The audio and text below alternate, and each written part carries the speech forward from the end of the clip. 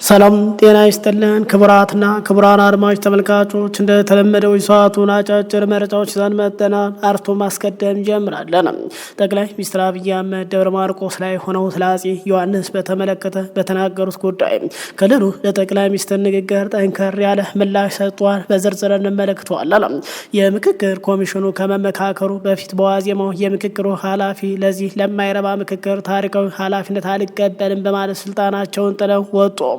በዚህ የተነሳ ከምክክር ኮሚሽኑ ስልጣን የለቀቁት አካላት 4 ደርሰዋል። በዝርዝር እንመለከተዋለን።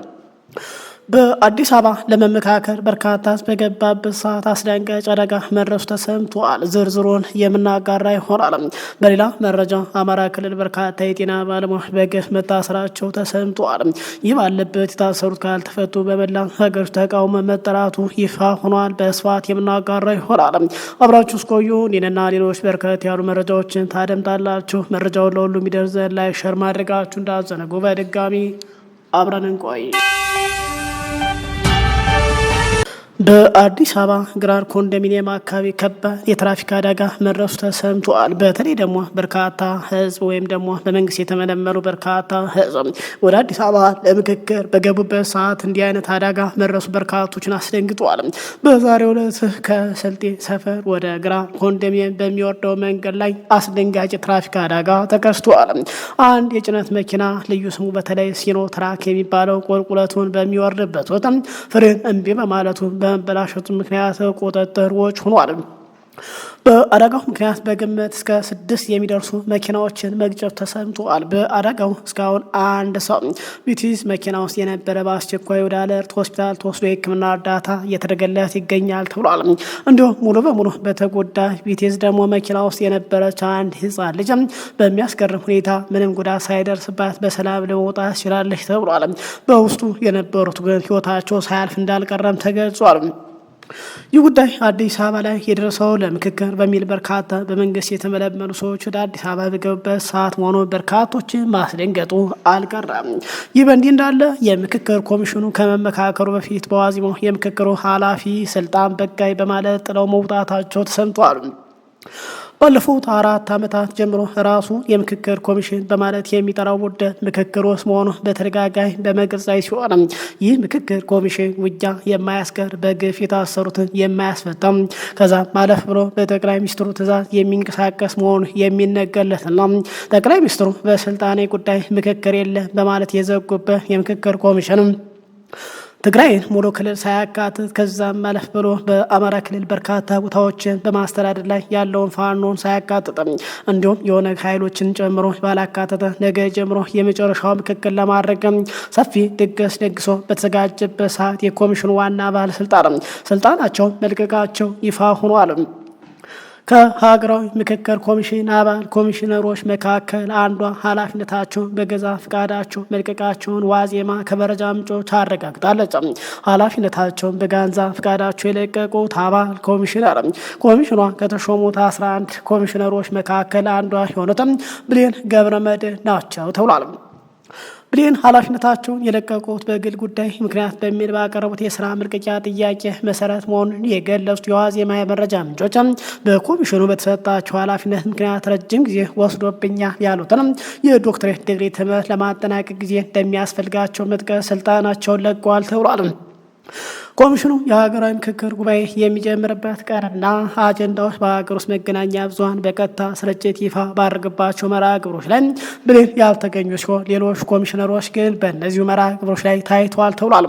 ከ4 ዓመታት በላይ ከ11 ኮሚሽነሮች መካከል አንዷ በመሆኑ ያገለገሉት ብሌን ኮሚሽኑ የሀገራዊ ምክክር ጉባኤ መቃረብ ተከትሎ ከተለያዩ ባለድርሻ አካላት ጋር ባካሄዳቸው ውይይቶችና ሌሎች ቅድመ ዝግጅቶች ላይም አልተሳተፉም ተብሏል። ዋዜማ ብሌን ከኃላፊነት የለቀቁበት ምክንያት ከራሳቸው አንደበት ለመስማት ያደረገችው ተደጋጋሚ ጥረት አልተሳካም ሲል ገልጿል። ከ1 ዓመት ገደማ በፊትም ኮሚሽነር ዶክተር ተገኘ ወርጌቱ በፍቃዳቸው እንዲሁ ከኃላፊነት መልቀቃቸው ይታወሳል። ተገኘ ወርቅ ኃላፊነታቸውን የለቀቁት የምክክር ኮሚሽኑ በመቋቋሚያ አዋጅ የተሰጠውን የ3 ዓመታት ጊዜ አጠናቆም የስራ ጊዜው ለተጨማሪ 1 ዓመት በተራዘመበት ዋዜማ ነበር። ተገኘ ወርቅ በወቅቱ ራሳቸውን ከኃላፊነት ያገለሉት ለኮሚሽኑ ቀደም ሲል በተሰጠው የስራ ጊዜ ማገልገላቸው በቂ መሆኑን በመግለጽ ነበር። ሌላኛዋ አባል ኮሚሽነር ዘገየ አስፋው ደግሞ ከ2 ወራት በፊትም ከዚህ ዓለም በሞት መለየታቸው ይታወሳል። የኮሚሽነር ዶክተር ተገኘ ወርጌቱን ከኃላፊነት መልቀቅ በይፋ ያላሳወቀው ኮሚሽኑም የኮሚሽነር ብሌን ገብረመድህን ከኃላፊነት መልቀቅ አስመልክቶ ይህ መረጃ እስከተዘገበበት ድረስ ኮሚሽኑ ያለው ነገር የለም። ኮሚሽኑ ከ1 ዓመት በፊት ከኃላፊነታቸው በለቀቁበት በተለይ ደግሞ በዶክተር ተገኘ ወርቅ የሆነ በቅርቡ በሞት በተለዩት ኮሚሽነር ዘገየ አስፋው ምትክ ሌላ ኮሚሽነር እንዲሾምለት ለሕዝብ ተወካዮች ምክር ቤት ያቀረበው ጥያቄ እንደሌለ የመረጃ ምንጩ ጠቁሟል። የኮሚሽነር ብሌን ከኃላፊነት መልቀቅ ተቀጥሎ በቦታቸው ተተኪ ኮሚሽነር እንዲሾም ጥያቄ ይቀርባል ተብሎ እንደማይጠበቅ በመጥቀስ ኮሚሽኑ በቀጣይ ወራት በቀሪዎቹ 8 ኮሚሽነሮች እንደሚመራ ምንጮች ገልጸዋል። የሀገራዊ ምክክር ኮሚሽነር ማቋቋሚያ አዋጅ ኮሚሽነሮች በገንዛ ፈቃዳቸው ከኃላፊነት መልቀቅ እንደሚችሉ ይደነጋል። በአዋጁ ላይ ግን በአጠቃላይ ማንኛውም ኃላፊነቱን በገንዛ ፈቃዱ መልቀቅ የሚፈልግ ወይም የለቀቀ ኮሚሽነር የ2 ወር የጽሁፍ ቅድመ ማስጠንቀቂያ ለኮሚሽነሮች ምክር ቤትና ለሕዝብ ተወካዮች ምክር ቤት አፈ ጉባኤ በማስገባት ሊለቅ ይችላል በሚል ሰፍሯል። በዚሁ አዋጅ መሰረት አንድ ኮሚሽነር ከኃላፊነት ሲነሳ ወይም ሲለቅ ወይም በሞት ምክንያት ሲለይ አዲስ ተሿሚ ይተካል። የተተኪ ኮሚሽነር ሹመትም የሚሰጠው በሕዝብ ተወካዮች ምክር ቤት ሲሆን ተተኪው ከዚህ ቀደም ተጠቁሞ በኮሚሽነርነት ካልተሾሙ እጩዎች መካከል ተመርጦ እንደሚሾም ተደንጓል። አንድ ኮሚሽነር ኃላፊነቱን በገዛ ፈቃዱ ከለቀቀ ወይም ደግሞ ከኃላፊነት ከተነሳ በኋላ ወዲያውኑ ወደ ሌላ የመንግስት ኃላፊነት መሸጋገር አይችልም ይላል። ለ2 ዓመታት ለሌላ ስራ መንግስት ኃላፊነት ወይም ለፖለቲካ ፓርቲ ስራ አይታጭ ወይም አይሾሙም በሚል ተደንጓል። ነገር ግን ህጉ ይህንን ቢልም ከተሾሙት ኮሚሽነሮች መካከል አንዷ በሞት ሌሎች ጥለው በመውጣት አሁን 8 ቢደርሱ ኮሚሽኑ ግን ድምፁን አጥፍቶ ምክክሩን ለማድረግ ደፋ ቀና በማለት ላይ ሲሆን በተለይ በዚህ ምክክር ታሪካዊ ተወቃሽ ላለመሆን በሚል በመጨረሻ ሰዓት ቀሪ የምክክር ኮሚሽነር አባላት ጥለው ሊወጡ እንደሚችሉ መረጃዎች በመውጣት ላይ ናቸው። አሁን ዘግየት ብለው በወጡ መረጃዎች ኮሚሽኑ ስልጣን የለቀቁት በገዢው መንግስት ተጽዕኖ መሆኑ ተገልጾ ሌሎች ስማቸው ያልተገለጸ ሌላ 2 ኃላፊዎችም ስልጣን ለመልቀቅ መልቀቂያ ማስገባታቸው ተገልጿል። ጠቅላይ ሚኒስትር አብይ አህመድ ደብረ ማርቆስ ላይ ሆነው ስለ አፄ ዮሐንስ በተመለከተ በተናገሩት ጉዳይ ክልሉ ለጠቅላይ ሚኒስትር ጠንከር ያለ ምላሽ ሰጥቷል። ከሰሞኑ በበርካቶች ዘንድ መነጋገሪያ የነበረው ጠቅላይ ሚኒስትር አብይ ደብረ ማርቆስ አየር ማረፊያ ለማስመረቅ በጀት ታጅበው በገቡበት ሰዓት ላይ ባሰሙት ንግግር የትግራይ ተወላጅ ንጉሶ የነበረው አፄ ዮሐንስን በመጥራት አማራን አሰቃየ ማለት በትግራይና አማራ መካከል ቁርሾ የቀሰቀሱበት ንግግር የበርካቶች መነጋገሪያ ሲሆንም በተለይ የፋኖ ኃይሎች ከትግራይ ኃይሎች ጋር በጋራ ለመታገል አስበዋል በሚል በመካከል ላይ ግጭት ለመቀስቀስ ያደረጉት ንግግር ተከትሎ በትግራይ ከባድ የተባለ ተቃውሞ ማስነሳቱ ሲሰማ ይህን ተከትሎ የትግራይ መሪው በአጠቃላይ የህወሓት ኃላፊ የሆኑ ጠንከር ያለ ምላሽ ሰጥተዋል። የኢትዮጵያ ጠቅላይ ሚኒስትር አፄ ዮሐንስ በተመለከተ ያስተላለፉትን የተዛባ መልእክት በማስመልከት ከባህልና ቱሪዝም ቢሮ የተሰጠ መግለጫ ብሏል። በታሪክ የተፈጸሙ ጉድለቶች በመጎርጎር በስልጣን ላይ ለመቆየት መሞከር ይብቃ ሲል ገልጿል። ጠቅላይ ሚኒስትር አብይ አህመድ አዲሱን የደብረ ማርቆስ አየር ማረፊያ ሲመርቁ የጎጃም ህዝብ አፄ ዮሐንስ የደረሰበት ግፍ አይረሳውም ማለታቸው እንዲሁም በ2013 ዓ.ም ከደሴ ህዝብ ጋር ባደረጉት ንግግር የወሎ ህዝብ በሃይማኖት ምክንያት በአፄ ዮሐንስ ከመኖሪያው ተፈናቅሏል በማለትም በተለያዩ ዘመናት በታሪክ ውስጥ በተለያዩ ነገስታት የተፈጸሙ ጉድለቶችን እየመዘኑ በማውጣት በህዝቦች መካከል ልዩነት እንዲፈጠር ማድረጋቸው ከአንድ ለህዝብ አንድነት መስራት ከሚገባውና ኃላፊነት ካለበት የሀገር መሪ የማይጠበቅ ንግግር ሲሉ ሲናገሩ ተደምጧል። የአፄ ዮሐንስ 4ኛ የንግስና ዘመን በአፄ ቴዎድሮስ ተጀምሮ ያልተጠናቀቀውና በየአካባቢ ባሉ አባቶች በመከፋፈል ምክንያት አገሪቱ ወደ መበታተን ደርሳ በነበረችበት ወቅት ህዝቡ በአካባቢና በፌዴራል መንግስት እንዲተዳደር በማድረግ የሀገር አንድነት የጠበቁ በተለያዩ የዚህች ሀገር ህዝቦች ዘንድ የሀገር ፍቅር ስሜት እንዲያደግ ያደረጉ ህዝባዊ ጀግና የዛ ዘመን መሪ ነበሩ ሲል ገልጿል። ለዚህ ማረጋገጫ የሚሆነው የመንግስታቸው መቀመጫ ለሀገር አንድነት በሚያመች መልኩ በመቀሌና በደብረ ታቦር ከተሞች በማድረጋቸው በተለይ የአማራና የትግራይ ህዝቦች በአንድነት ለመምራት በሚያስችል መንገድ የሰሩ ሀገር ወዳድ ነበሩ። አፄ ዮሐንስ አማርኛ የቤተ መንግስት የስራ ቋንቋ ማድረጋቸው የሚጽፏቸው ደብዳቤዎችና የሚያካሂዷቸው የዲፕሎማሲ ስራ በአማርኛ መሆናቸው የሚያረጋግጥልንም ለሀገር አንድነት የሚጠቅም ሁሉ ያደርጉ እንደነበር ነው ሲል ገልጿል። ይህም ዝም ብሎ የመጣ ሳይሆን የአማራ የትግራይ ህዝቦች በባህል፣ በታሪክ፣ በሃይማኖት፣ በጂኦግራፊ አብረው የኖሩና ለሀገራቸው በአንድነት መስዋዕትነት የከፈሉ የዘመናት ታሪክ ያላቸው መሆናቸው የቀድሞ አባቶቻቸው ታሪክ ጠንቅቀው የሚያውቁ በመሆናቸው ነው ብሏል በመግለጫው። ሌላው የአፄ ዮሐንስ አራተኛ የህዝባዊነት የጀግነት መግለጫ የዚች ሀገር ሉዓላዊነት ጸንቶ እንዲቀጥል ከውጭ ወራሪዎች ጋር ያደርጉት ተጋድሎ የዛ ዘመን ከፍተኛ መግለጫ ነው ብሏል። በጥቁር ህዝቦች ታሪክ የመጀመሪያው የጣሊያን ወራሪ በደጓል በመደምሰስ የጀግነት ብኩርና የፈጸሙ ከሳታሂ እስከ ኳአቴት ከጉራእ እስከ ጎንደር ጣሊያንን ግብፅን በማሸነፍና በመከላከል የሀገር ሉዓላዊነት ያስከበሩ ኢትዮጵያ አርበኛ ናቸው ብሏል። ለህይወታቸውና ማለፍ ምክንያት የሆነው ከማህዴስት ወይም ደርቡሽ ኃላፊዎች ጋር ያደርጉት የመተማ ጦርነት ሲሆን በዋናነት የአማራና የትግራይ ኃይሎች እንዲሁም ሌሎች ኢትዮጵያውያን በመምራት የገንዛ ህዝባቸው ለሆኑት የአማራ ህዝቦች ሲሉ በጠላት እንዳይወረርና እንዳይበሳበሱ ከሰራዊታቸው ጋር በግንባር እየተዋጉ ማለፋቸው ለሀገራቸውና ለህዝባቸው የነበራቸው ከፍተኛ ፍቅር የሚያሳይ ነው ብሏል።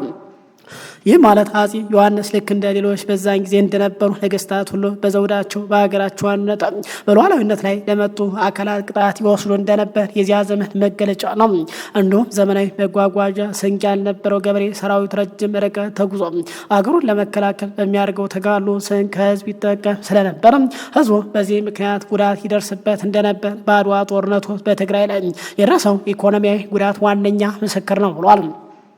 በተመሳሳይ በዘውድና በሀገር አንድነት ላይ የሚቆም የትግራይ ይሁን የአማራ መሳፍንት ከባድ ቅጣት ይወሰድባቸው እንደነበር ህዝቡም በዚያ ይጎዳ እንደነበር የዚያ ዘመን ታሪክ ነው ብሏል። የጎጃምና የወሎ ህዝቦች ልክ እንደ ሌሎች ህዝቦች በዚህ መንገድ መጎዳታቸው ታሪክ ያስቀመጠው ሀቅና እውነት ነው ብሏል። የአፄ ዮሐንስ የታሪክ ማዕደን ሲመረመር የላቀ መገለጫው ሉዓላዊነት ማስከበርና የህዝቦች አንድነት ማረጋገጥ ሆኖ ሳለ በታሪክ ውስጥ የተፈጸሙ ጉድለቶች ቢኖሩ እንኳ ለሀገርና ለህዝብ አንድነት በሚጠቅም መልኩ እንዲታረም መስራት ከአንድ መሪ የሚጠበቅ ተግባር ነበር ብሏል። በአንጻሩ በነገስታት የተፈጸሙ ጉድለቶችን እየመዘዙ በየጊዜው ለርካሽ ፖለቲካ ጥቅም መዋል አሳፋሪ ተግባርና ከአንድ የሀገር መሪ ከሚባል ግለሰብ የማንጠብቀው የአሳፋሪ ተግባር ብሏል። ይህ በጠቅላይ ሚኒስትር የተደረገው ንግግር የኋሊት ቀር ኃይሎችና ፖለቲካዊ ጥቅም የነበራቸው ባዕዳን አካላት በአፄ ዮሐንስ ላይ ሲያካሂዱት የነበረው የስም ማጥፋት ተልዕኮ ቀጣይነት ነው ብሏል።